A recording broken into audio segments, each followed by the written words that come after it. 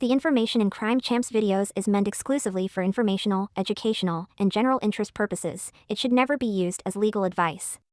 Our videos are simply an overview of the facts as we understand them. They should not be interpreted as legal advice. We do not provide legal advice or act as attorneys. If you think you may have been the victim of a crime, you should consult a lawyer. Our videos is not meant to shock, enrage, or otherwise provoke the viewer. Our videos were produced exclusively to increase public awareness of events relating to true crime.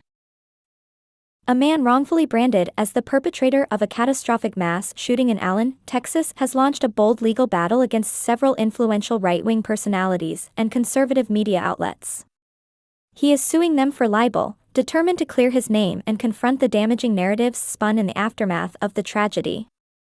Mauricio Garcia, a 36-year-old Texan, stands at the center of a storm as he accuses Univision, Newsmax, and influential figures like Tim Pool, Steven Crowder, and InfoWars host Owen Schroyer of a heinous betrayal. He claims they recklessly disregarded basic journalistic safeguards, launching an assault on his character by publishing a photo that falsely labels him as a neo-Nazi murderer. A damaging accusation that not only maligned him in his local community but also cast a dark shadow over his reputation across the nation. Garcia initially took legal action against Fox News but soon retracted his case, leaving behind a trail of questions. In a surprising turn, his lawyer released a statement admitting, "We acknowledge the lawsuit should never have been filed against Fox News, and we are compensating them for the inconvenience of defending against this claim." What exactly led to this abrupt about-face, and what does it reveal about the tangled web of truth in a media-saturated world? In May of last year, tragedy struck at the Allen, Texas mall, where a gunman unleashed chaos, claiming the lives of 8 innocent shoppers. The accused shooter, Mauricio Martinez Garcia, a 33-year-old self-proclaimed neo-Nazi, had spent months online spewing a torrent of racist and violent rhetoric, foreshadowing the horror he would unleash. As networks and online sleuths frantically scrambled to uncover the identity of the shooter, a shocking lawsuit emerged, revealing that the defendants grotesquely misidentified the innocent Garcia as Martinez Garcia for days. This grave mistake unleashed a torrent of harassment and death threats against Garcia and his terrified family.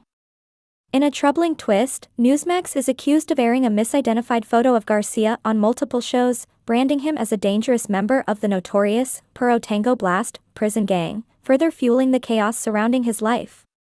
Garcia contends that the conspiracy theories peddled by right-wing influencers named in the lawsuit have deepened the wounds to his reputation. In the wake of the shooting, influential conservatives twisted the narrative, claiming that Martinez Garcia's so-called extremist connections and the massacre were part of a sinister psyop. The lawsuit takes aim at Pool, Crowder, and Schroyer, accusing them of exploiting his image to fuel their baseless claims, linking him insidiously to their dangerous conspiracies. Garcia's lawyers contend that Pool's media enterprise, Timcast Media Group Incorporated, has been using Garcia's image in a series of articles to depict him as the gunman, raising serious concerns about the accuracy and ethics of their reporting. Timcast Media Group recently released an episode of Timcast IRL, featuring a thumbnail that prominently displayed a photograph of the plaintiff. This striking image was not just visible to those who clicked on the video, it caught the eye of anyone scrolling through their YouTube feeds or browsing recommendations, reaching a far wider audience than intended, the filing reveals. In the days that followed, Pool relentlessly spread skepticism about the event, insisting to his audience that it was nothing more than a government psyop, a carefully orchestrated conspiracy designed to mislead the public. His incendiary claims only deepened the wounds inflicted on Mr. Garcia. The legal filing also targets Crowder, whose website shockingly featured a photo of Garcia in an article that proclaimed, "The media refuses to show images of the true perpetrator." It's far from the first time that those traumatized by a mass shooting have sought to hold the media accountable for their reckless coverage of these tragedies that now haunt American life. In 2022, InfoWars founder Alex Jones faced a staggering verdict, ordered to pay over $1.4 billion in damages to the families of victims from the 2012 Sandy Hook Elementary School massacre, all due to his inflammatory and conspiratorial claims about the shooting. This landmark case signaled a profound shift in the battle against the rampant conspiracy-mongering and profit-driven antics of prominent media figures, offering a glimmer of hope for those seeking justice in the wake of unimaginable loss. Garcia's only sin was sharing the same name as the shooter, a heart-wrenching message from Garcia's mother to Univision conveyed around the time of the tragedy. In a further injustice, Univision stands accused of carelessly using Garcia's image to identify the assailant in their televised coverage of the horrific massacre.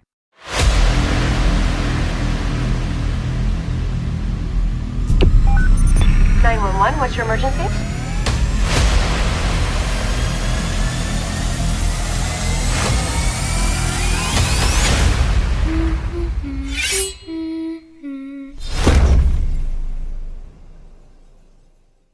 Mr. Brown, if you'll raise your right hand, I'll swear you in. Do you solemnly swear or affirm that the testimony you're about to give in this matter will be the truth, the whole truth, and nothing but the truth? I do. Thank you.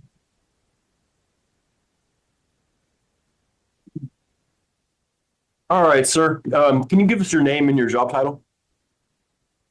Yes, it's Andrew Allen Brown. I'm the Chief Operating Officer of Newsmax Media. All right, sir. When were you first told that you would be given this deposition? About 3 weeks ago. About 3 weeks 3 or ago? 4 weeks ago. Did you meet with your attorney about this deposition? Yes, I did. How long did y'all meet? Over several meetings, we probably met a total of 5 to 6 hours. Okay. Did you talk to anyone other than your attorney about the subject matter of your testimony?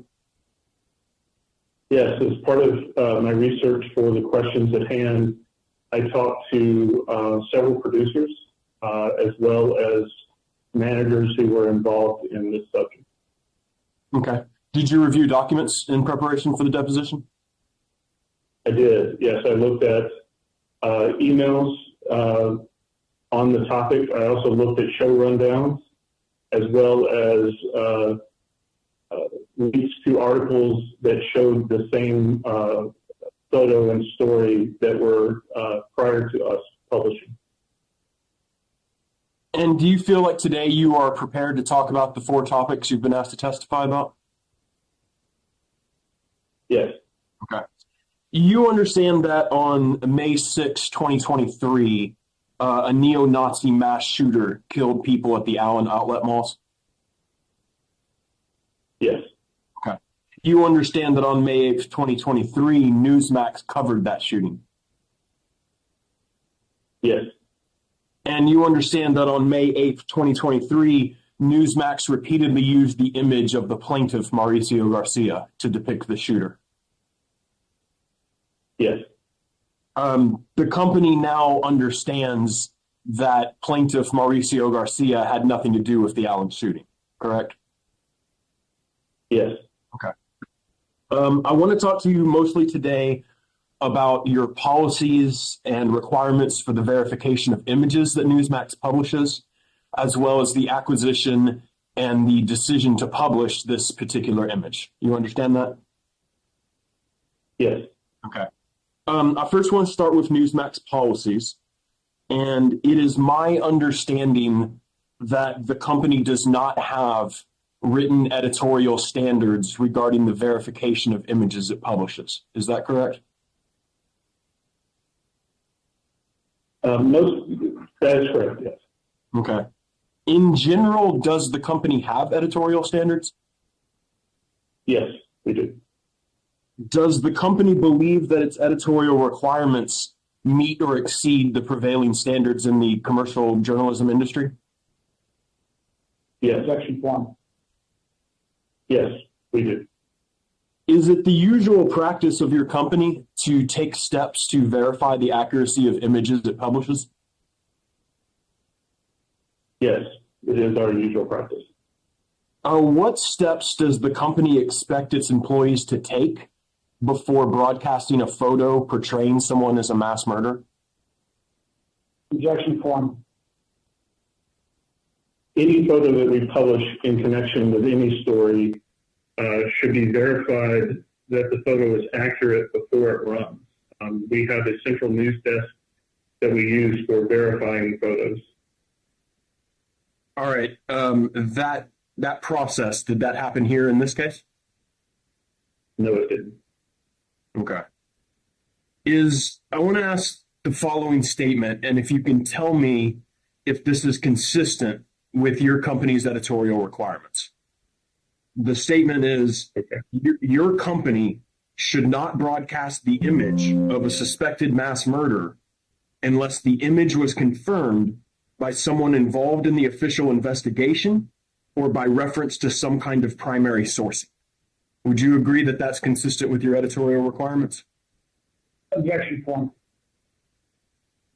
Yes, that is the proper format for using any photo, not just a mass murder. And again, did that happen here? No, it didn't. Before using any third-party material, such as video, audio, or photos, the newsroom should verify the source and ownership of that content. Does the company agree? Objection form. Yes. And did that happen here? No. The company should take special care with news that might cause grief or damage people's reputations. Would you agree with that? Objection form. The company should always take care with any news, regardless of what that news is. Okay. Would the company agree that its journalists would not fulfill their responsibilities in verifying the photo of a suspected mass murderer by assuming other news media have verified the image?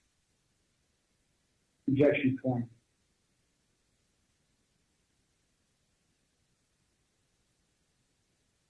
Can you rephrase that question? Sure. The question I'm asking is if the company agrees that a journalist for the company would not fulfill their responsibilities in verifying the photo of a suspected mass murderer by assuming other news media have verified the image.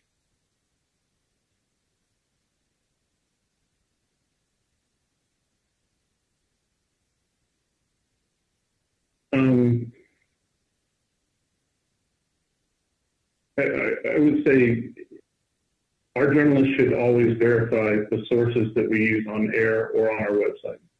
Okay. And those sources can be multiple. They can be multiple places. So, we can. The best is someone involved in the investigation, which didn't happen here. Okay.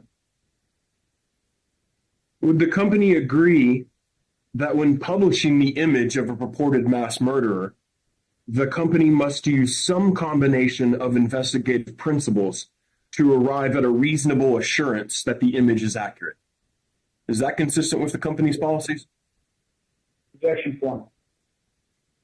Again, it's not limited to just mass murderers. Anything that we publish, we should verify that it's accurate from the source that is involved with the investigation or involved with the story directly.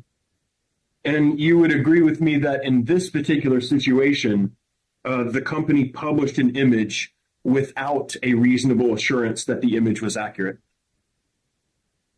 Objection form.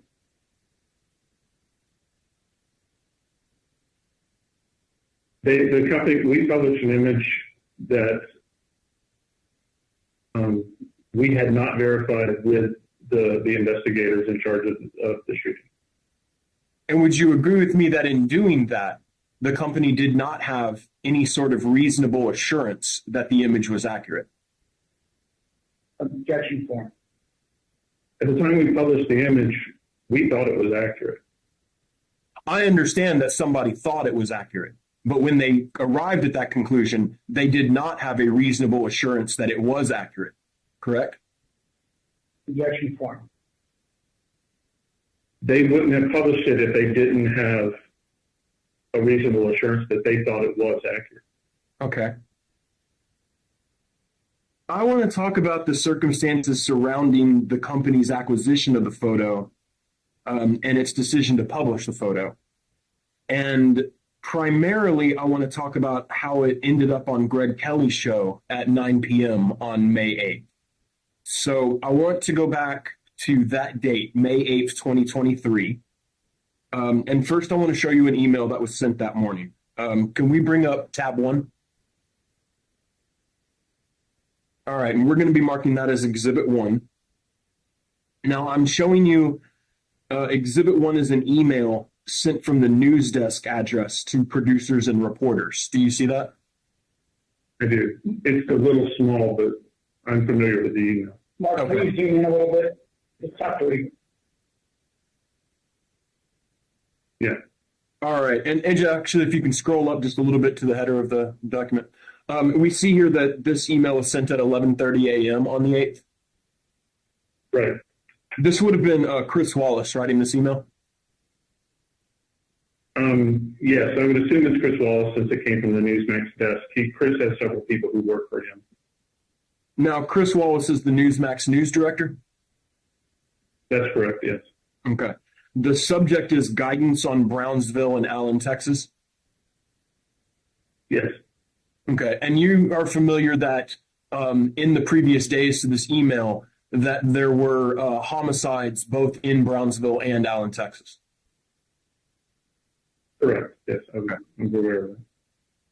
All right. In the first paragraph, Wallace says, do you see in the second sentence, we as a network need to be very careful about parroting any reports about subjects in these incidents. Do you see that?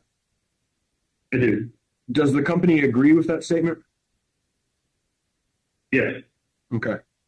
He then says that these reports are more often than not, perhaps invariably, later repudiated. Do you see that? Objection form. yes, Okay. And when he says that they are more often than not, perhaps invariably later repudiated, what that means is that they turn out not to be true, right? Objection form. I assume that's what he means by that, yes. Okay. You see the third paragraph is about the Allen shooting in Mauricio Garcia. Do you see that? Yes, Okay. Mr. Wallace mentions tattoos and patches on social media. This refers to the tattoos and the right-wing Death Squad patch that was found on a social media profile alleged to belong to the shooter. is that a question or are you making a Yes. statement? Yes, I was saying, were you familiar with that? That these references to tattoos Yes, and I'm, patches on I'm social media. familiar with the references, yes. Okay. In the fourth paragraph, Wallace says, we reduce ourselves to MSM status by repeating unverified and likely patently false statements and creating a distorted picture of what happened. Do you see that? Yes, Okay. MSM that's an abbreviation that y'all would use for mainstream media. yes, Okay. In the last paragraph, Wallace says, treat everything we've been hearing about both of these cases with caution, please. Does the company agree with that statement? yes. Okay. Let's bring up tab 2.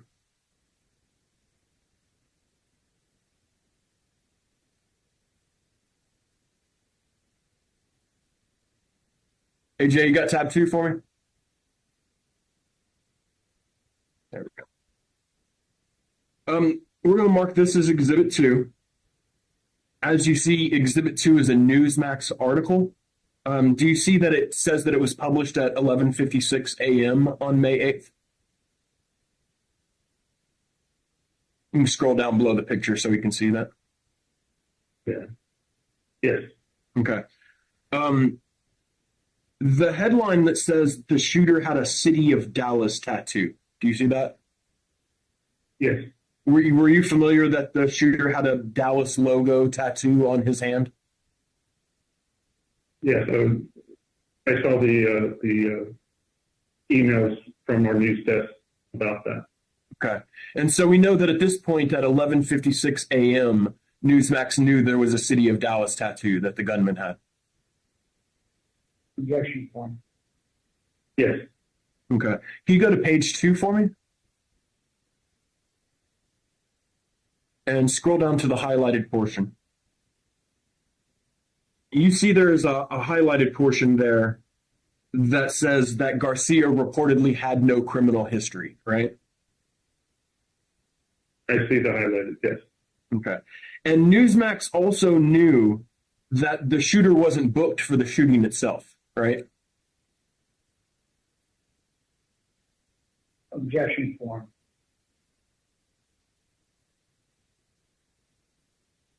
You mean Well, he wasn't a shooter who arrested. died?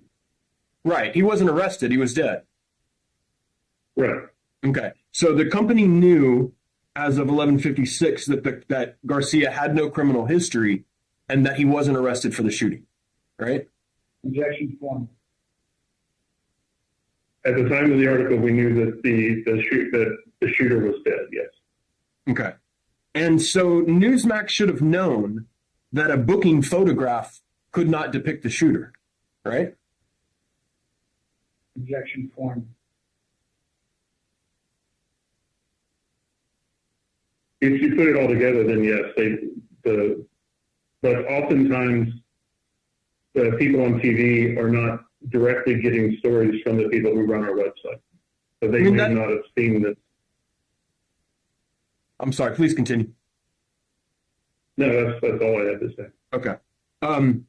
It's sort of the job of a journalist and a commercial journalism enterprise to put it all together, as you said, right? Objection form. Yes. Okay. Let's bring up tab 3.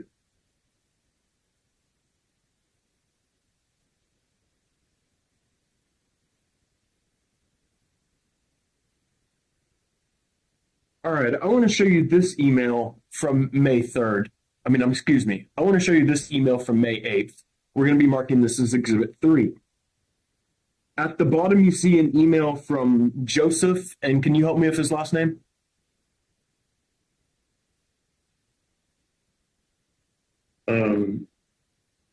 I actually don't know how to pronounce his last name. Mariso.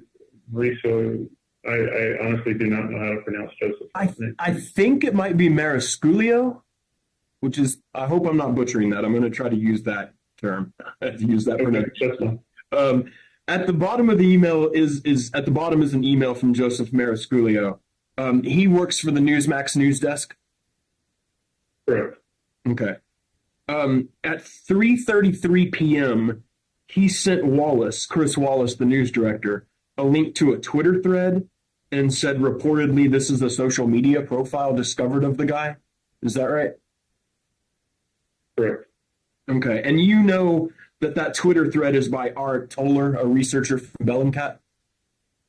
Objection form. I'm not sure who the originator of the Twitter is. Okay. Are you familiar that, without knowing who the person was, that somebody discovered a social media profile that they alleged belonged to the shooter? Yes, I'm aware of that. Okay. Would you agree that multiple people in Newsmax reviewed this Twitter thread from about the social media profile? Yes, but I also know that they don't use information strictly from social media. It wasn't until the photo was being used by a number of other major websites that the photo was used by our staff. Okay, I want to remember that to come back and talk about these major websites. So we'll talk about that in a bit. Does the company agree that the social media profile that was disclosed contained, at the very least, compelling evidence suggesting that it belonged to the shooter? Objection form. I'm sorry, I don't understand your question. Sure, let me try to explain it this way. You understand that the social media profile included numerous photographs and social media posts? I'm sure it did, yes. Okay, and actually we might be able to handle this on the next exhibit. Let me move on for that. In this email, hold on, let's go back up to that exhibit, AJ. And then the top email, Chris Wallace, he instructs that this Twitter thread should not be disseminated, correct? Correct, yes. And I would assume that's because nobody has been able to verify it yet. Objection form. Yes. Okay. If you'll notice, Joseph's email was sent at 3:33 p.m. and it's showing that Wallace's email was sent at 7:35 p.m. But I think you would agree with me that that's actually it was 4 hours earlier. That was 3:35 p.m. Would you agree with that? Objection form. I would have to go based on the date that's in the sent. So I would assume it's 7:30 p.m., but I have no way of verifying that. Okay, I was just asking because I've been through a lot of these emails, and it does seem that for some reason, certain times, certain emails have different time zones assigned to them, and I'm finding emails that are 4 hours ahead in the midst of conversations that are happening earlier in the day. I didn't know if you were familiar with that or not. No, I'm not familiar with the time differences on the emails, no. Okay. It typically wouldn't be Wallace's standard practice to wait 4 hours on something like this, right? Before letting them know whether they should disseminate this? No, it wouldn't be, no. Okay. Let's bring up tab 4.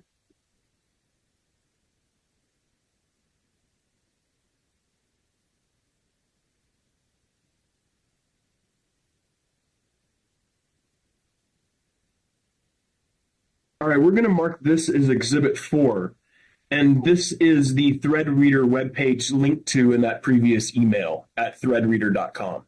Okay, and so I want to take a look at this. Is this something you've ever reviewed? No, it's not. Okay.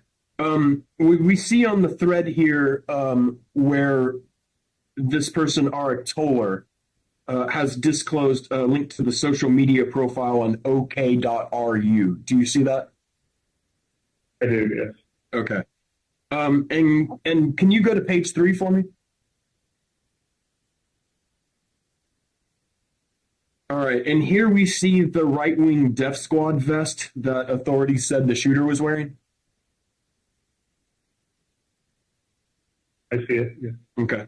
And then can we go to page 5? And these are the tattoos that were on social media that we were talking about earlier? Objection form. I see them, yes. Okay, and this is very clearly Nazi tattoos, right? Yes. Okay, and Newsmax employees would be familiar with what a swastika looks like, and they would be familiar with what SS lightning bolts look like. Objection form. Yes. Okay. Can we go to page 9? All right, here we see that the profile posted about the Allen outlets a few weeks before the shooting. Did you know that? I did not know. Do you know if anybody at the company knew that? I don't know if anybody at the company knew that at the time that the story was published. Can we go to page 10? And here we have a picture posted by that account of the Allen outlet malls a few weeks before. Do you know if anybody in the company had looked at this? I don't know if anybody had looked at this at the time that the story was published. Okay, and then go to page 11 for me. Here we see a receipt that the account posted for weapons under the name Mauricio Garcia. Do you know if anybody at the company saw this? I don't know if anybody at the company saw this at the time of the story published. Okay. All right, we can take that one down. Now, instead of photos from that profile, Newsmax began using a photo of the plaintiff who had nothing to do with the shooting, correct? That's correct. Okay. Let's bring up tab 5. All right, tab 5, which we'll mark as Exhibit 5. This is an email among staff for Greg Kelly's show regarding a graphic they're working on, correct? That's correct, yes. Okay. This email sent around 4:48 p.m. or well, I have it as 8:48, but I think we could agree that it would be unlikely for the team to be working on graphics minutes before the show goes live. No, it would be very likely that that would be the case, yes. Okay, so this email could have occurred as late as 8:48 p.m. It could have, yes. Okay. And at this time, the company knew the actual shooter was 33 years old.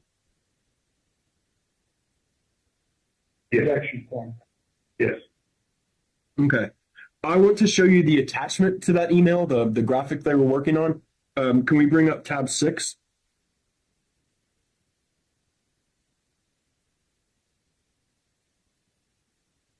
Okay, we're going to mark this as Exhibit 6.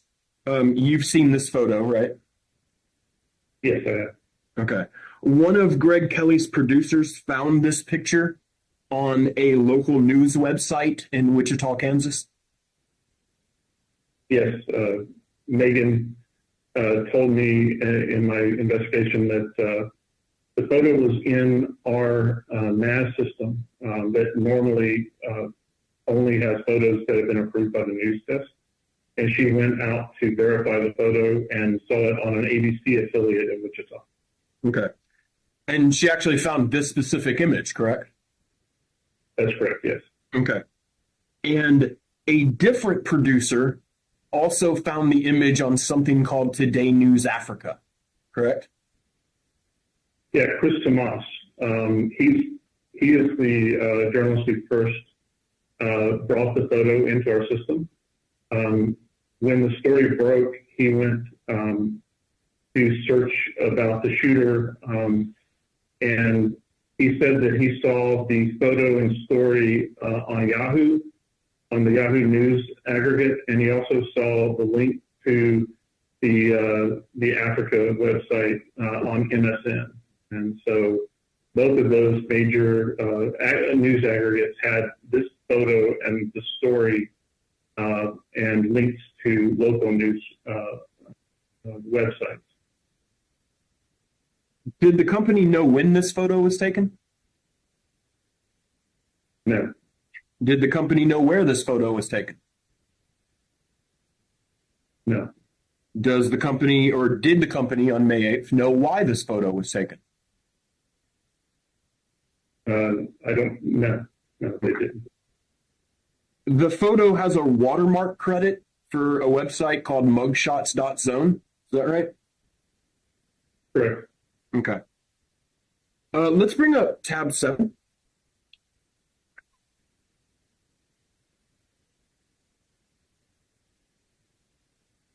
All right, we're going to mark this as Exhibit 7.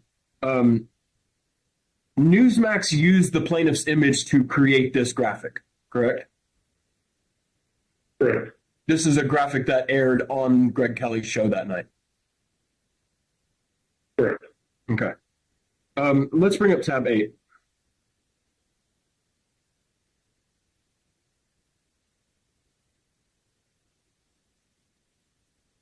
Okay, we can zoom in a little bit on that top email. That's the only one we're going to be looking at right now. I am showing you what is, we're going to mark as Exhibit 8. And you'll see that this is an email from producer Sophie Robinson at May 8th at 11:58, right? Correct.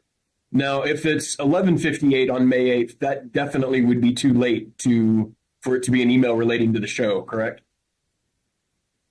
That's correct, yes. And if we look down from the email from Brian, his was sent at 7:55, right? Correct, yeah. Probably a reasonable inference that Ms. Robinson's email was sent at 7:58. I would assume, but I have no way of verifying that. Certainly it was sent before 9 p.m. Again, I have no way of verifying that. Given the show times, then that would make sense, but I have no way of verifying the times on the timestamp. Right. I just mean from the fact that she is writing about edits and changes being made to the May 8th show would suggest to us it's a reasonable inference that this email would have occurred before the May 8th show.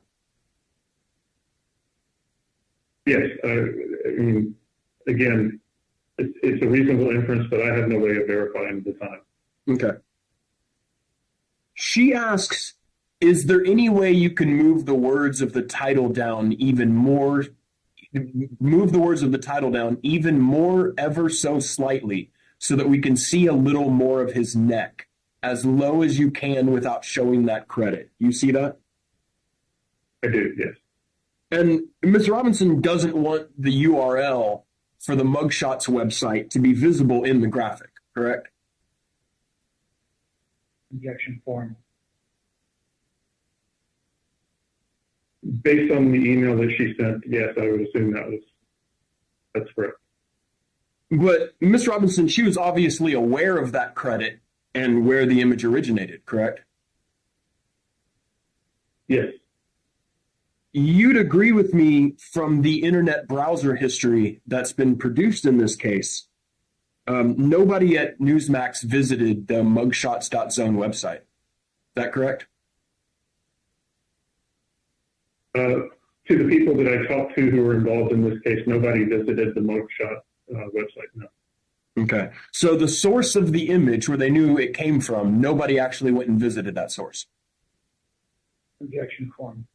That's my understanding, yes. Okay. They should have done that. You agree? Or the company agrees? Objection form. Yes, they should have verified the photo before they ran with it. Okay.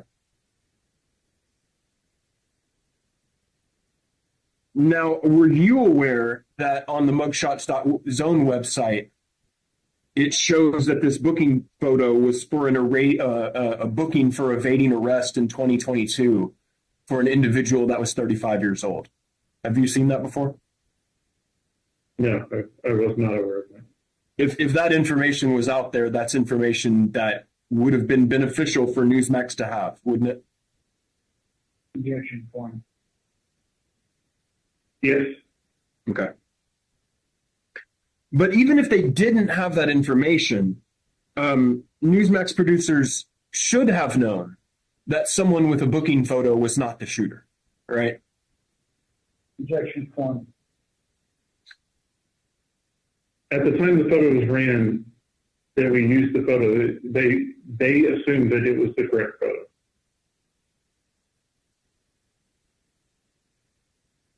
Well, my question is, I understand what they thought, right, when they didn't verify the photo, but they should have known if they had done a job up to Newsmax's expectations, they should have known that a booking photo did not depict the shooter. Objection form. Yes, they should have known. Okay.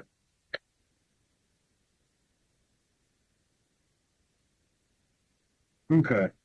I want to ask you specifically the segment on Greg Kelly Reports that night about the Allen shooting. Did you view that segment in preparing for deposition or otherwise working on this case? I have not viewed the Greg Kelly segment. I have talked to Greg about the segment. Okay. Okay, well, I think it might be useful to show you an excerpt from that clip that I want to talk to you about. Okay. So let's bring up tab 9, which is an excerpt from the Greg Kelly video. We'll be marking this as Exhibit 9. I'd like you to watch this brief clip from the show. AJ, I think you're going to have to set up to share sound because I'm not getting any sound on that. When you share your window, there should be a little box for share sound.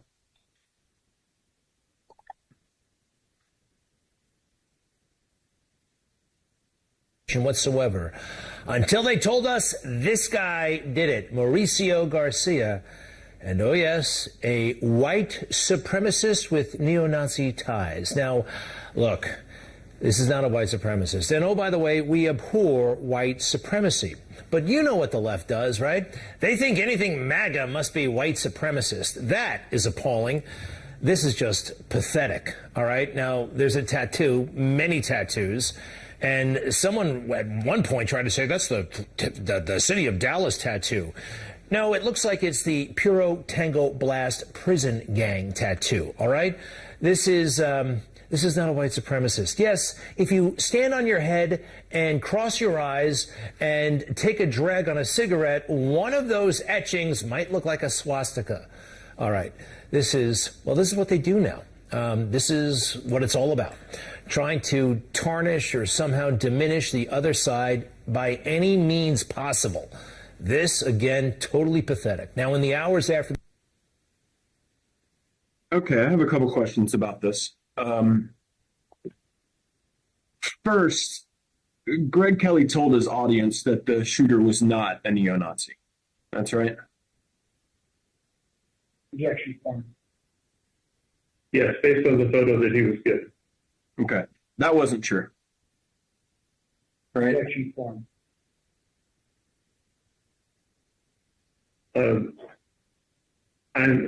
I know that you've shown photos that the shooter who died at the scene had neo-Nazi tattoos, so I assume that he was a neo-Nazi, and therefore Greg was wrong. Yes. Mr. Kelly denied that the shooter had neo-Nazi tattoos, correct? Objection point. Based on the photo that he was given at the time of that report, yes. Well, he was talking about many tattoos. You remember him talking about the various tattoos? Yes. All right, so he wasn't just talking about that one image, right? Because that one image just has one tattoo on the neck of my client's girlfriend's name. So he was clearly talking about the tattoos that were being discussed that day, correct? Objection point. I would assume that, but in my conversation with Greg, he based that segment off of the photo that he was given, which was the incorrect photo. Well, he certainly also talked about a City of Dallas tattoo, right? He did, yes. And he denied that the shooter had a City of Dallas tattoo, right? Objection point. Based on the photos that he was given for this segment, that's correct. Okay, he's basing his comments about the City of Dallas tattoo and it not being a City of Dallas tattoo. He's basing that on the image that we just saw. That's correct. Yeah. Objection Okay. point. This whole bit about the Puro Tango Blast gang, that's not true. Neither the shooter or the plaintiff, whose picture Newsmax used, have anything to do with the prison gang. Objection point. Our reporters who were in the field were passing back information that they were getting from investigators, and the Puro Tango tattoos was part of that information that was being passed back from our investigators. Right, but my question is that's not true, right? None of that was true. Objection point.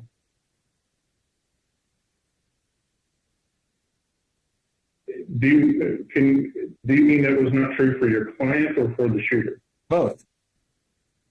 Nobody had any involvement with the blast. Objection point. Again, I understand that your client wasn't involved.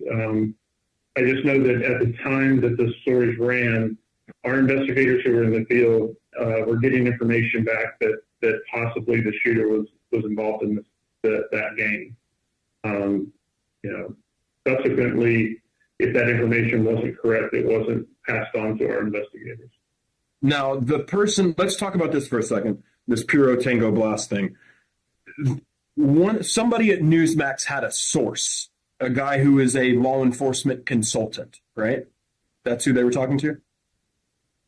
Yeah, Jason Jones is a reporter for us, lives in Texas, former law enforcement. Okay. And so Newsmax in other words, Newsmax was talking to a former law enforcement source. And he was investigating the shooting for us. So he was talking to investigators who were on the scene. Okay. And this investigator told somebody at Newsmax that the City of Dallas tattoo that was on the shooter's hand was a possible indicator of Puro Tango Blast affiliation. Correct? That's correct, yes. Okay. But at the same time, you'll agree with me that Newsmax law enforcement source warned Newsmax that you could not make any sort of definitive conclusions about any gang affiliation at that time? Objection form. From the emails I saw to the news desk, that's correct, yes.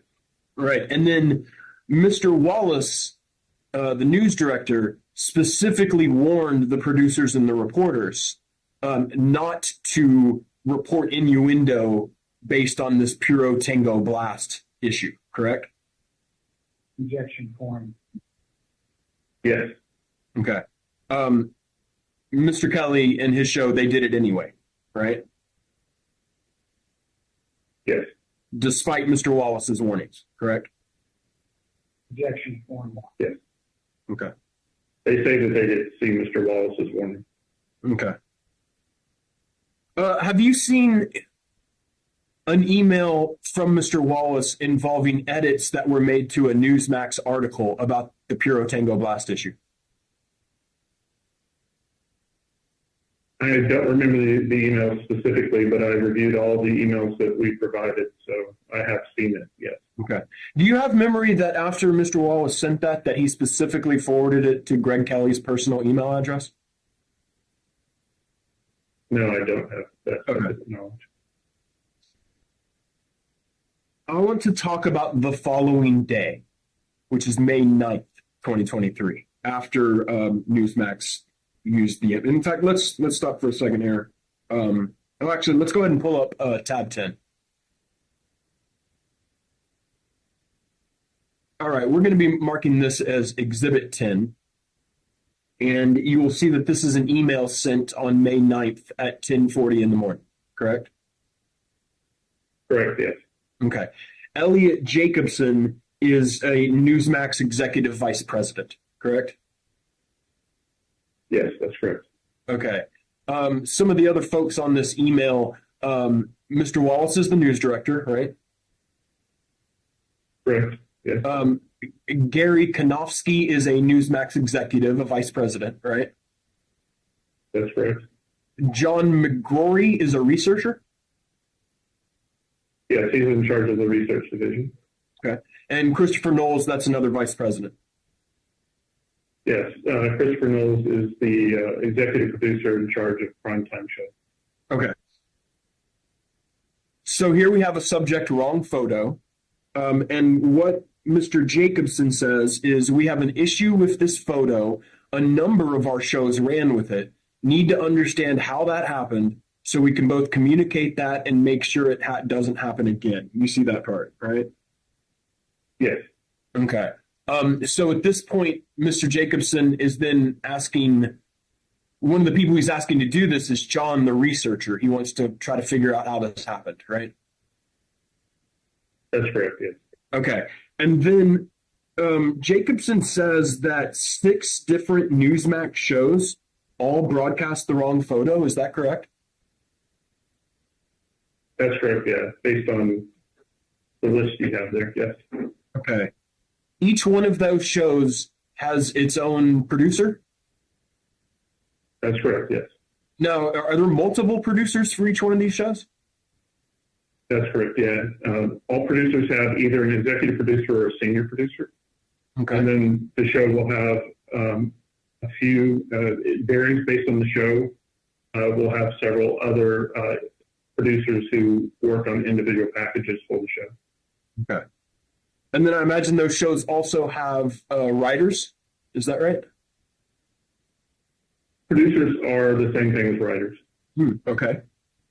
Other than the producers, is there anybody involved in these shows who staff these shows who would have been involved in the acquisition, selection, and decision making about whether to use this photo we're talking about? No, the shows pretty much work independently from each other.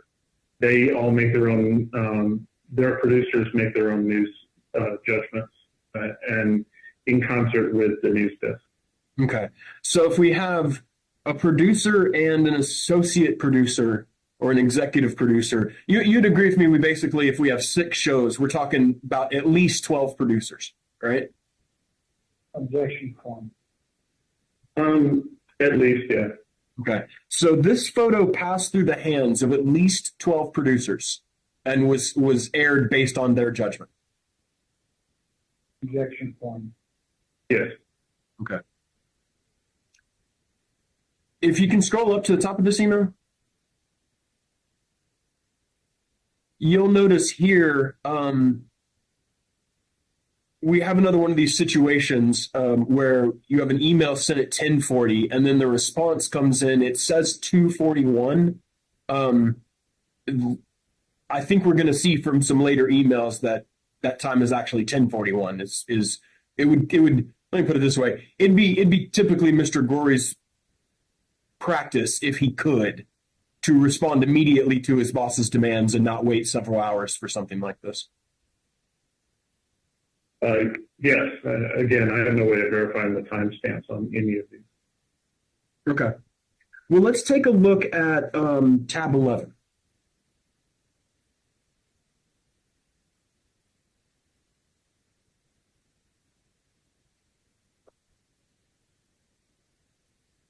All right, now I want to go down to Mr. McGrory's email here.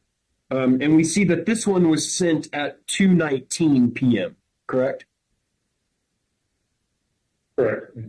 Okay. And you'll see Mr. Jacobson's email down below that we saw before from 10:40 a.m.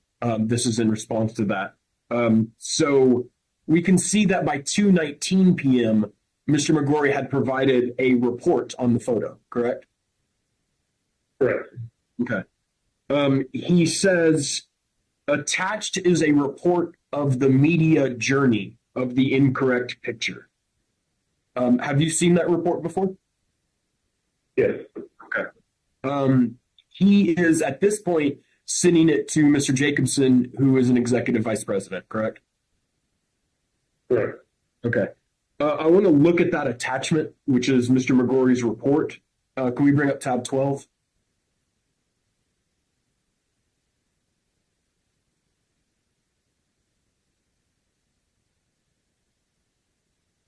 All right. In this report, the first thing he says in red print is, it would seem to have begun with a tweet from a, quote, ultra mega business owner, unquote, who goes by the name or goes by the handle, quote, Blue Star. You see that? I see that. Are you familiar with what ultra mega means? Just in a general political sense. Can you explain to us what ultra mega means? Just a high end, a very, to my knowledge, it's somebody who's a very big Trump supporter. Okay. And then we have a handle, Blue Star, but we have no idea who that person really is, right? That's correct. Yes. Okay. He says, you'll see here in the paragraph that's offset below the link, he says, a quick look at the replies to her tweet show the fever swamps, some proposing the liberals set up the shooting to discredit whites. Do you see that? Yes. Fever swamp. That's not a positive description. Would you agree? Objection form. Yes. What does the company take that to mean? Objection form. Based on the formatting, I would assume, without having looked at that Twitter, that is a quote from the Twitter site or the Twitter post. You think the term fever swamps was used in the Twitter post?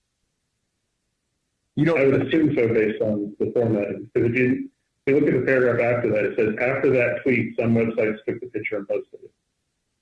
Right. So my assumption, based on the report, is that the indented paragraph that you read that has the word fever swamps is the quote from Blue Star.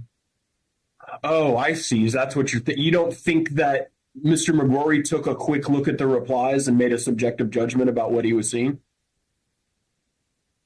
Not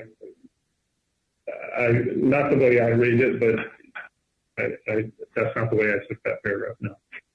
Okay. All right. He says the wrong picture appears on the following websites. And the first one he has is msn.com. Do you see that? I do. Have you visited that link?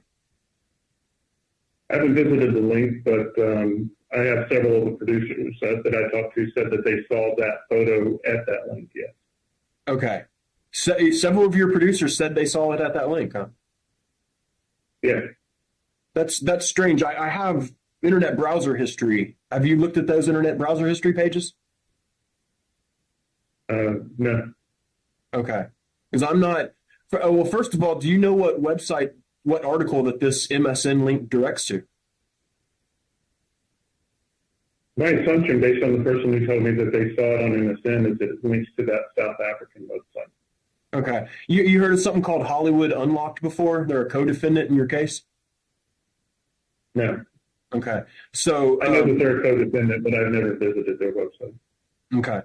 Well, I'll represent you. That's what we're looking at that MSN link. There's other emails I don't know if you've seen that have that Hollywood Unlocked page aggregated by MSN. Yeah, I've seen. Yeah. Have you seen an MSN page produced in the document production that has the Hollywood Unlocked article in it? I believe so, yes. Yeah. Okay. Hollywood Unlocked, is that does Newsmax consider them, have reason to believe that they're a reputable news organization? I have no way of knowing their reputation. Okay. Daily Coasts, are you familiar with that website? Yes. Okay. My understanding is Daily Coasts is a sort of Democratic Party activist website where anybody can sign up and create an account and create blogs on that website. Okay. Is that your understanding as well? I don't visit the site, so I just know Daily Cost exists. I don't really know much about it beyond that. The company has no reason to think that the blogs posted on Daily Costs have any indica of journalistic reliability, do they? Objection form. No. Okay. And then below that, Macquarie lists has a list of questionable websites that he refers to. Do you see that? Yes. The company agrees with Mr. Macquarie that these are all pretty questionable websites.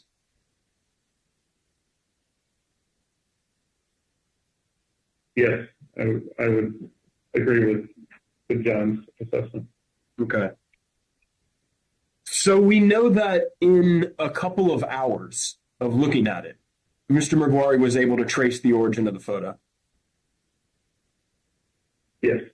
None of the 12 or more producers who looked at this photo did anything like that, correct? Objection form. That's correct. And let me see to maybe address what I'm sure is going to be vagueness on that objection. None of the 12 producers who saw the photo and used the photo were able to track the image to its origin, correct? None of them did that. That's correct. Okay, and none of them. Most of the producers who worked on shows that used it that I discussed this topic with said that the photo was on our shared drive where approved photos normally live. So the mistake on our part was the first producer who used the photo and then placed it on the drive without getting approval from our news desk to do so. Let me make sure I understand this. So the producers on Greg Kelly's show, the only thing driving their decision to use the photo was the fact that it was on the system. Objection form. It was on the shared drive that the news desk uses to put approved photos. And they also, one of the Greg Kelly producers also went out, and that's where she found as you showed us the email earlier, and I talked to her about this. She found the ABC website in Wichita that also was using the photo with the story. So she saw the photo on our news desk, verified that another ABC, which is also a very large major media company, was using the same photo with the story. Wait, hold on. I want to make sure I understand you here. When we talk about ABC being a very large media company, we're talking about an ABC local affiliate. Just some reporters in Wichita, Kansas, working on a local news website. We're not talking about ABC National News Desk, are we? We're talking about an ABC affiliate, but still, the ABC affiliate, my understanding, and I may be wrong, is ABC affiliates have to follow the same journalistic standard that the main ABC has to follow. So, but didn't we see in emails earlier that Newsmax should not lower itself to the MSM status of the folks who will just put out anything? Don't y'all hold yourself to a higher standard than the MSM? Objection 1. yes. So it's not really proper to just see something on a local website in Wichita, Kansas and assume that that's good and that they must have done their job, right? Objection 1. Yes, it was a mistake on our producer's part. And the fact is that that image that was retrieved from that Wichita, Kansas site had a website credit on the image where you could have checked where it came from. That was possible, right? Objection 1. Yes, And that didn't happen, right? Objection 1. that's right. Let's go to tab 13.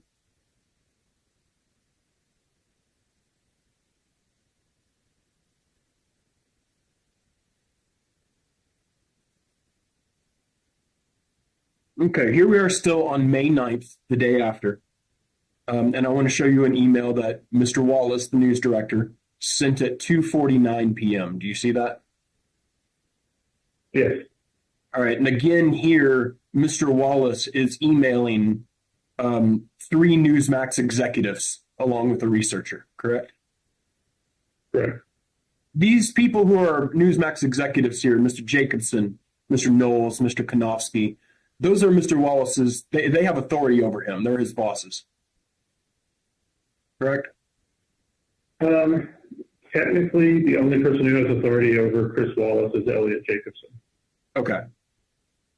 So it's best to say that he is sending an email here to his boss and some other individuals at Newsmax, including executives. That's correct. Yeah. Okay. Now, early that afternoon, he says that Valenti and Julia came to me yesterday and asked me about it, and I told them not to run it. Do you see that? I do, yes. Valenti and Julia are producers, correct? Yes, there are producers on other shows that did not run the photo. Okay, what shows are those? I believe Valente is on the American Agenda show, which is one of our afternoon shows. Okay. I'm not sure which show Julia's on, but I would assume that Julia's also on the American Agenda show as well. Okay. Mr. Wallace says, I honestly just figured folks wouldn't fall for this. Do you see that? Yes, And by fall for this, he means use the photo, right? Objection 1. that's my assumption, yes. Okay. Do you see in the second paragraph, Mr. Wallace says this was a pretty obvious unforced error. Do you see that? Yes, The company agrees with that? yes. Okay.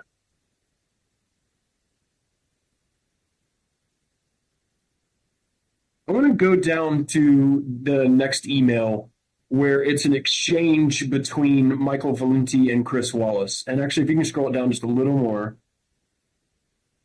and all the way to the bottom here to Michael's first email. Okay. I actually go back up to the bottom of the page.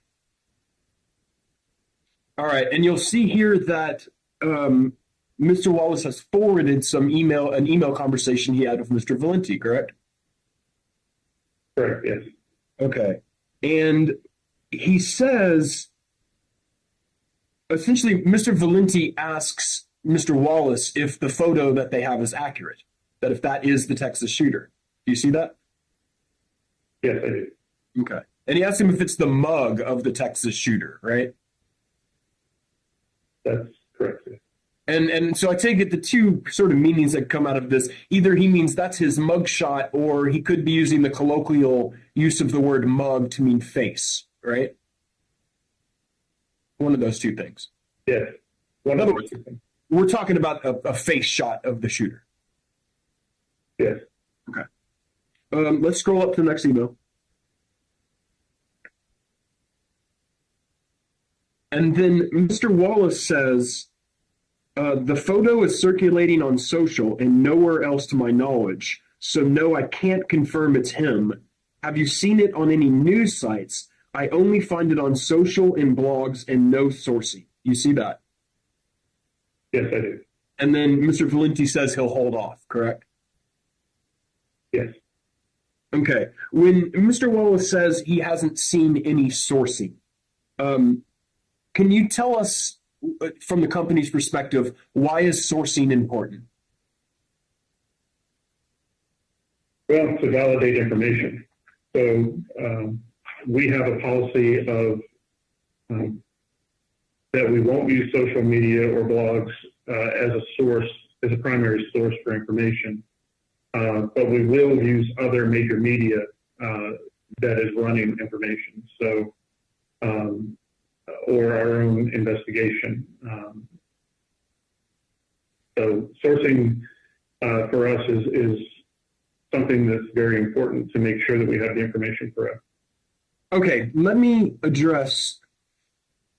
There are certain parts of the media landscape, certain companies in the media landscape that I imagine Newsmax has a higher opinion of than others. Is that fair?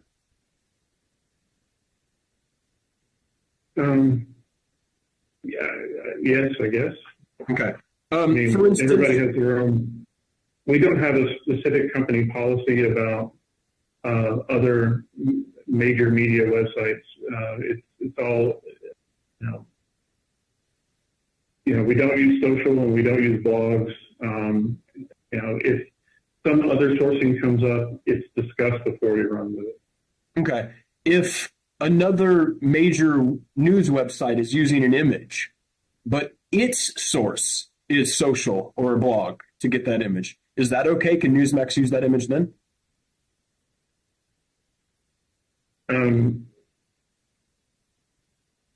Yes.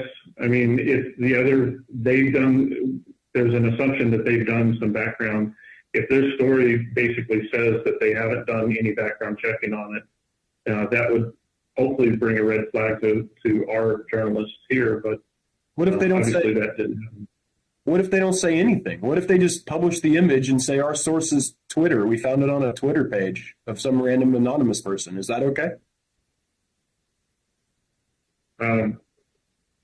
If the original source is back to social and blogs and that kind of thing, then it wouldn't be okay for us. So, for instance, when KKAE, this Wichita local news website, when they used a photo that was clearly sourced to a mugshots website, right? Newsmax needed to verify that sourcing before it used that photo, correct? Objection form. Yes. Okay. Let's, AJ, can you bring up tab 14 and bring it up side by side with tab 13?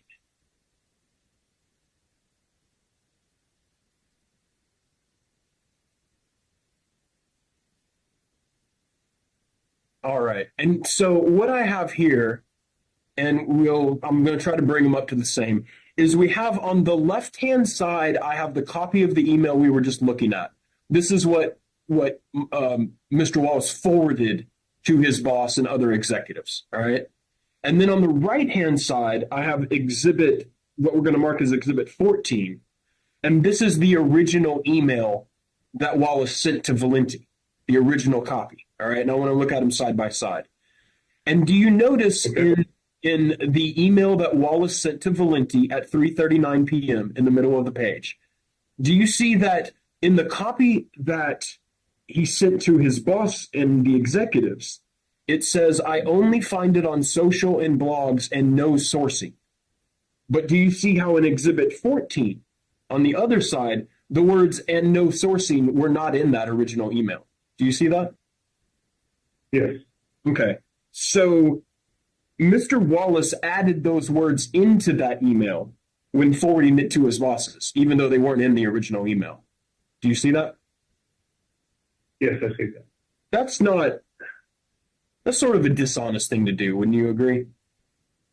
Objection form. No, not necessarily if he's trying to explain to the executives his stance on the matter. Well, I mean, he's trying to make it look to his boss that he told Valenti and no sourcing, but he didn't tell Valenti and no sourcing. You wouldn't agree that's kind of dishonest? Objection form. No, because he's explaining to his executives on the left hand. On the right hand, he said social and blogs.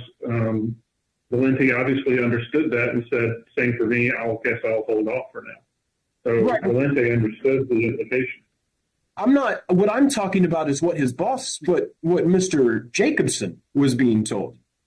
And what I'm trying to get at is Mr. Wallace was trying to make it look like to Mr. Jacobson that he said something to Valenti that he did not in fact say.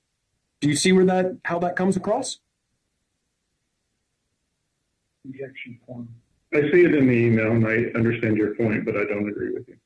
Okay, and if you look at the original email to Valenti, that email could be read as suggesting that sourcing wasn't really necessary as long as you've seen it on a news site. Wouldn't you agree with that? Objection form. No. Okay.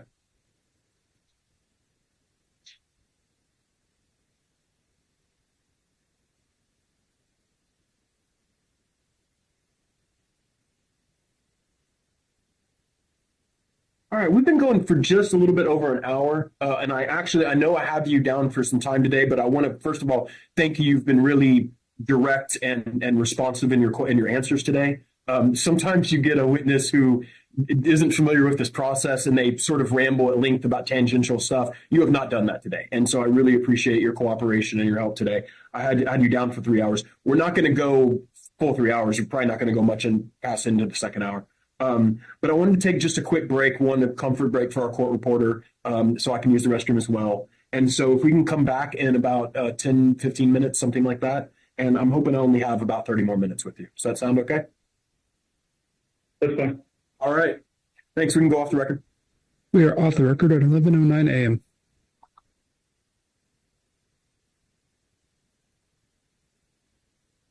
We are back in the record at 11:27 a.m. All right. Let's go ahead and pull up tab 15.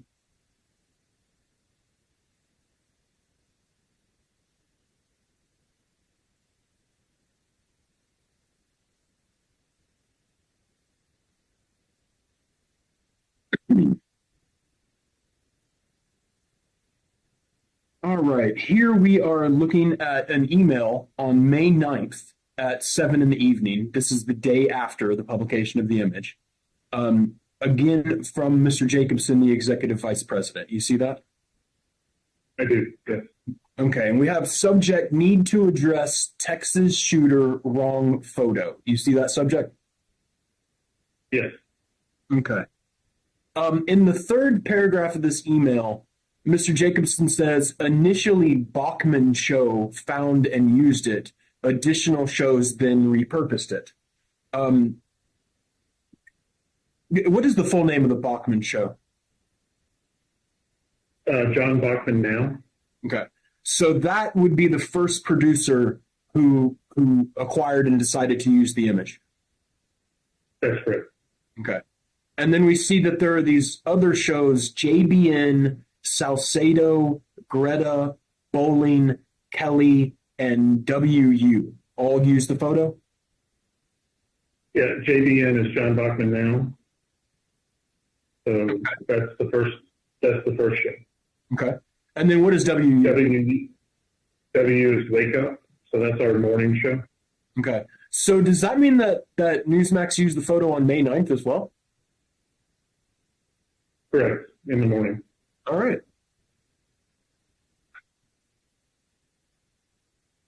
You'll agree with me that by that morning, by the morning of May. Oh, first of all, what time Eastern time does the Wake Up Show air? 6:30. Okay.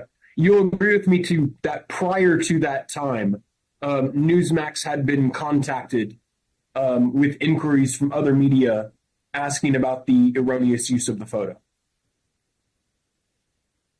I'm not sure what time the other media contacted us about the show, about the use of that photo.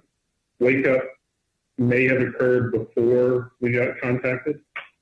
It's also my understanding that Wake Up basically used Greg Kelly's segment. I see. So they re-aired that video package that was already aired the previous night. That's my understanding. Okay.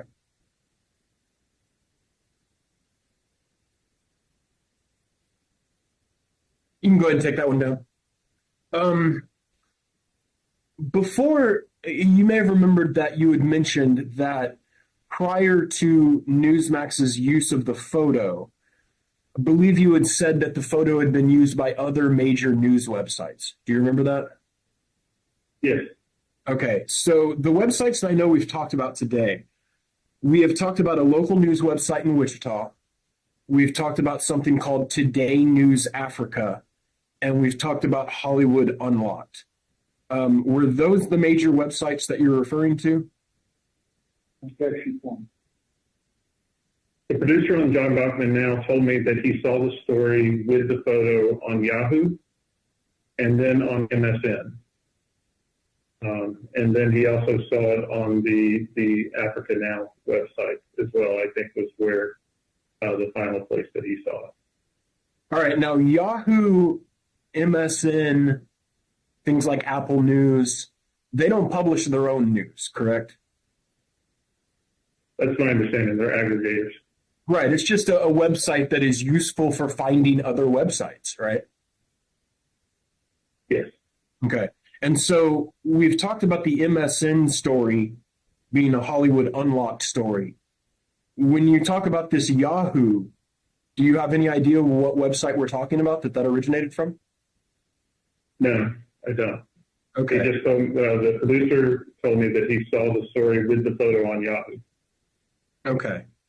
So as far as actual generators of news content who use this image before Newsmax put it on the air, do you know of any others besides this local news website, Today News Africa and Hollywood Unlocked? I don't. Okay. Let's bring up tab 16.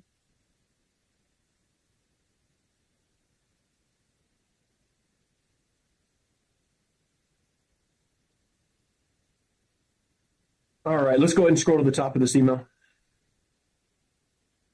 And scroll down enough we can see the line of that last email too. Okay, that's perfect. All right, so now we see we have an email between Chris Wallace and Jerry Burke on May 9th at 5 in the evening. Do you know who Jerry Burke is? Jerry Burke is one of our executive producers. Okay. And I take it from his email address that he's copying, he works for the show American Agenda? At the time we did, yes. Okay. Now you'll see that Mr. Burke asks, is the right photo of the guy in our system now? And he's asking about the Texas shooting, correct? Yes. Okay. And then Wallace says, you mean the one from the New York Post? I haven't been able to verify it. Do you see that? Yes. Now you understand that the New York Post had published an image of the actual shooter from his social media profile. You were aware of that? I wasn't, no. Okay. Well, regardless of what they published, the company would agree that Wallace is correct, that just because it was published by a commercial newspaper like the New York Post, it isn't enough to consider the photo verified. Objection form. At this point, after realizing that we had published an incorrect photo, Wallace was trying to be very careful about anything we published related to this story. And that's what everyone at Newsmax should have been doing from the beginning, right? Objection form. Correct. And they weren't. You agree with that? Objection form. Correct. Okay. Let's bring up tab 17.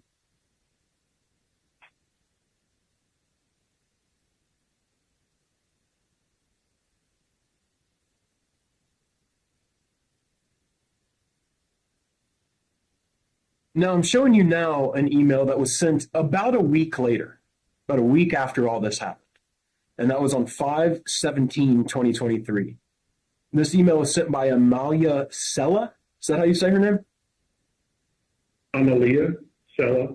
Amalia Sella. Okay, she's an executive producer, right? Yeah, for Chris Salcedo's show. Okay. That was one of the shows that published the wrong picture, right? On the 8th, correct. So now this producer a week later is asking, did we ever get an official photo of this prolific poster and notorious white supremacist? You see that? Yes. Ms. Sella is still mocking the idea that this shooter is a white supremacist, correct? Objection form. I am not going to venture to guess what's inside Amalia's head with this. She's not somebody you talked to for this deposition, right? She's not, no. Okay. So it's fair to say of all the, well, first of all, let's put it this way.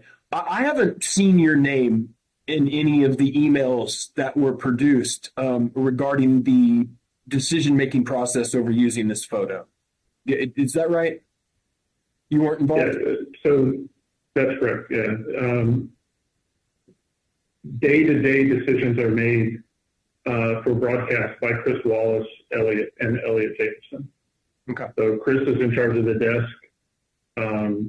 Chris, Gary Kanofsky, and John Gorey are the resources around verification of information that we use, and they all report to Elliot. Okay. So in other words, in order for you to have information about the decision-making process and thoughts of individuals who did decide to use the photo, you would have to actually talk to them. Yes. And in terms of the 12 producers who were involved in making decisions about using this photo over the course of that day, you did not talk to all of them. I did not talk to all 12. No. I talked to specifically the shows that were in the notice that was sent to us, the legal notice that you sent to us, specifically Greg Kelly show and Eric Boland show. Okay. I also talked to Chris Tomas, who worked for John Bachman now, which is the producer who originated the story in our system. Okay. Does the company think that there was, does the company have doubts that the Allen shooter was a white supremacist? Objection form. I don't think the company has any opinion one way or the other about whether the shooter who died was a white supremacist. Okay. We were just reporting information that we were given.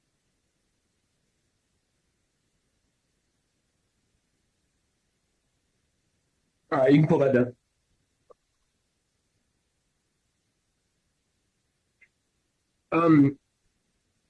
From the company's perspective in reporting on these types of news events, does the company believe it is better to be first or accurate?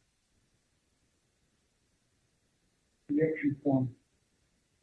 Better to be accurate. Okay. When making the decisions about whether to publish this type of photo, does Newsmax take into account or consider the potential damage that might be done if someone is falsely accused of being a mass murderer? The company takes into consideration any incorrect information that we may publish, regardless of whether it's a mass murder or any other news story. Our desire as journalists is to publish accurate information that allows the public to make a decision about what they want to do, not to guide them and tell them what they should or shouldn't do. Okay. I guess what I'm getting at is, for instance, Newsmax knows that anytime it reports a fact, that assertion of fact may reach potentially millions of viewers, correct? Objection form. That's correct. And for instance, in this specific case, Mr. Kelly's reporting was ultimately seen by millions of people. You would agree with that? Objection form.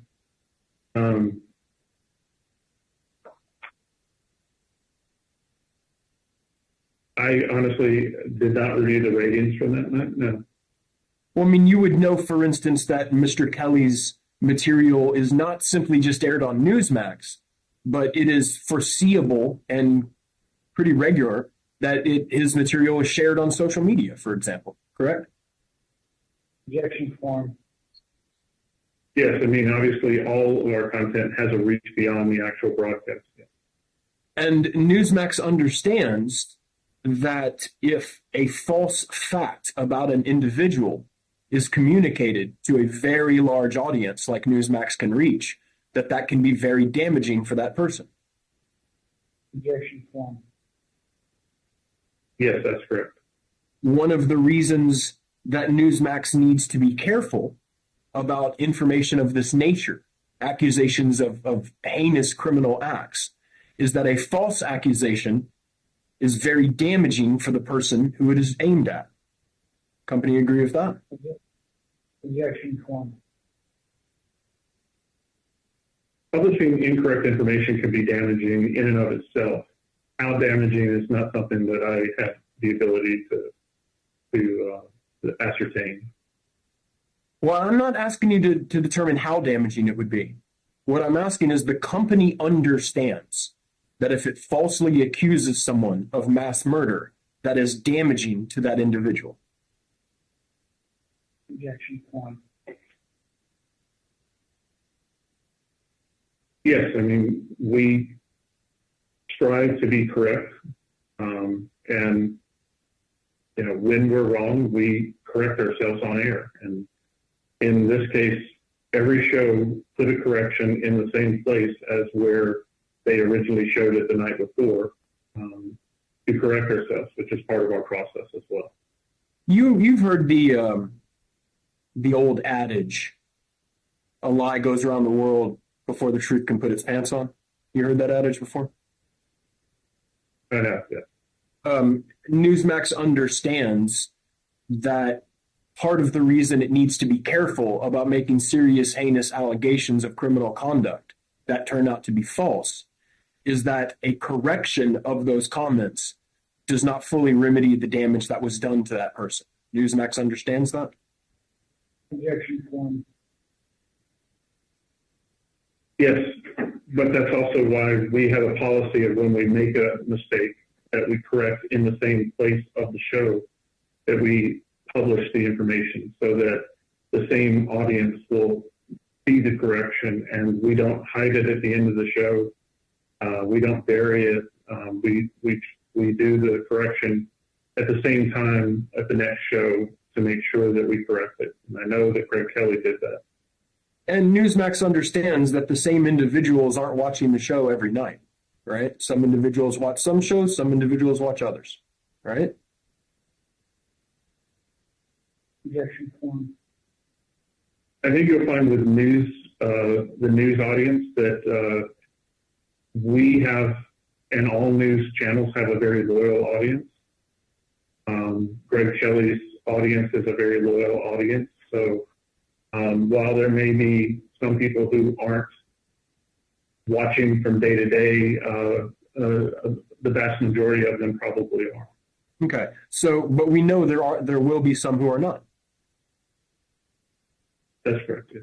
We also know that how Mr. Kelly's segments spread on social media are sort of up to the whims and vagaries of how social media works, right? That's correct, yes. So it is Newsmax understands when thinking about the potential damage that might be done, knows that a correction may not spread on social media the same way that a very attention-attracting report might spread on social media. Yes. In deciding to use plaintiff's photo, Newsmax producers did not act as carefully as they should have. Correct? That's correct. Objection 1. You would agree that Newsmax producers failed to investigate the truth or falsity of the photo before publication. Objection 1. Yes. You do not dispute that information was available on May 8th that would have created serious doubts about the accuracy of the photo Newsmax was using. Objection 1. I do not dispute that, yes. Newsmax doesn't dispute they did a terrible wrong to our client, Mauricio Garcia, who had nothing to do with the shooting. Objection 1.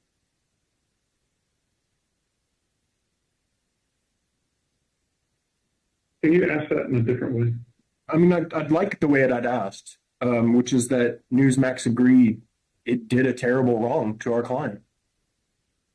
Objection 1. If by wrong you mean we mistakenly used this photo incorrectly, then yes. I mean, in doing that, in using that wrong photo, the mistake Newsmax made was not living up to the standard of what a reasonable journalist should do, correct? Objection 1. By making that mistake, our producers did not follow our procedures, yes. Okay, and your procedures are there to ensure that they act as reasonable journalists, right? That's correct. And that did not happen in this case. That's correct. Okay. Just so make sure for the record, in case I missed any, all of the tabs we are offering today, we're offering them as exhibits in order. So I believe we are 1 through 17, and we'll provide those to the court reporter here at the conclusion of the deposition. That's all I have for you today, and I appreciate your time with us today. All right. Thank you.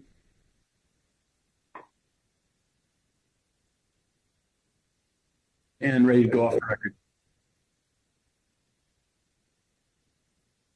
All right. And Joel, if you wouldn't mind sticking around after everyone goes so I can confer with you on a couple issues. Before we go off the record, would anyone like a copy of the video? Yeah, I'd like the transcript and video. For Univision, just the transcript and the exhibits, please. No video. And the same for Louder with Crowder, transcripts and exhibits, please. Same for Mr. Schroyer, please, as well. So no lawyers for the other. Yes. That we are off the record at 11:47 a.m. into deposition. If you enjoyed this video, please subscribe, give this video a thumbs up, and press the notification bell. Additionally, you can view our playlists and most recent videos. Thank you for watching.